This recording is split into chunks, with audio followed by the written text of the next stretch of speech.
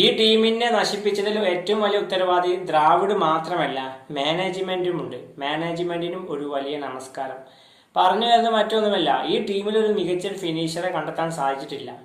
പിന്നെ എത്ര മികച്ച പ്ലേയേഴ്സ് ഉണ്ടായിരുന്നു രാജസ്ഥാൻ റോയൽസിന്റെ. Jos Buttler and Prasidh Krishna, Avesh Khan, Ravichandran Ashwin, Yuzvendra Chahal, Kuldeep Sen, Nandre Burger, Trent Boult, ഒരു പിടി മികച്ച താരങ്ങളുള്ള ടീമായിരുന്നു. അപ്പൊ ഈ ഓപ്ഷൻ സമയത്ത് എല്ലാം കൊണ്ട് വലിയ ഒരു ചിന്തിക്കാത്ത രീതിയിലുള്ള മാനേജ്മെന്റ് വലിയ ഉത്തരവാദി തന്നെയാണ്. രാഹുൽ ദ്രാവിഡ് മാത്രമല്ല, മാനേജ്മെന്റിനും കൂടി നമ്മൾ പറയണം. തീർച്ചയായിട്ടും ഈ ടീമിനെ അങ്ങ് നശിപ്പിച്ചു കളഞ്ഞു. പിന്നെ ഞാൻ മുമ്പും പറഞ്ഞുള്ള കാര്യമാണ്, ടീമിലൊരു മികച്ച ഫിനിഷറുടെ അഭാവം ഉണ്ട്.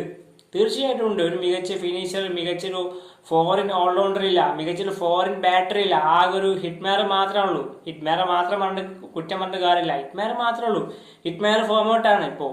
ഇനിയിപ്പോൾ ഹിറ്റ്മാരെ കേട്ടിട്ട് വേറെ ആരെ ഇറക്കും? സൗത്ത് ആഫ്രിക്കൻ പേസ് ബോളറെ വേറെ ഒരു പ്ലെയർ ഉണ്ടോ? ഇതൊക്കെ തന്നെയാണ് ടീമിനെ ബാധിക്കുന്നത്. ടീമിനൊരു സ്ട്രെങ്ത് ഇല്ല.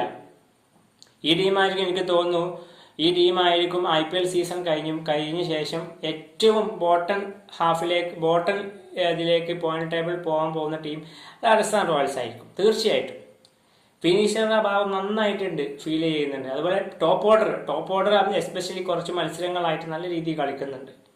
ഇനിയിപ്പോൾ സഞ്ജു സാംസൺ വന്നു കഴിഞ്ഞാൽ, ഇപ്പോൾ സഞ്ജു സാംസന്റെ പരിക്കിന്റെ അപ്ഡേറ്റ് എന്താണെന്ന് അറിയില്ല. സഞ്ജു സാംസൺ തിരിച്ചു വന്നു കഴിഞ്ഞാൽ അദ്ദേഹം ചിലപ്പോൾ ഫിനിഷറായിട്ട് വരെ കളിക്കേണ്ടി വരും. ആ ഡ്യൂട്ടി സഞ്ജു ചെയ്യേണ്ടി വരും. കാരണം വേറെ ഫിനിഷർ ഇല്ലല്ലോ ടീമില്. കഷ്ടം തന്നെ, നശിപ്പിച്ച് കളഞ്ഞില്ലേ രാഹുൽ ദ്രാവിഡും മാനേജ്മെന്റും കൂടി നല്ലൊരു ടീമിനെ. ആ കുമാർ സംഘകാർ തന്നെയായിരുന്നു ഏറ്റവും നല്ലത്. കുമാർ സംഘകാർ ഉണ്ടായ സമയത്തൊക്കെ ടീം എങ്ങനെ പോയിരുന്ന ടീമാണ്. ഒറ്റയടിക്ക് രാഹുൽ ദ്രാവിഡ് ചാർജ് എടുത്തു, അങ്ങോട്ട് നശിപ്പിച്ച് നാറാണക്കല്ലെടുത്ത് പല നാണക്കേടുന്ന റെക്കോർഡും വന്നു.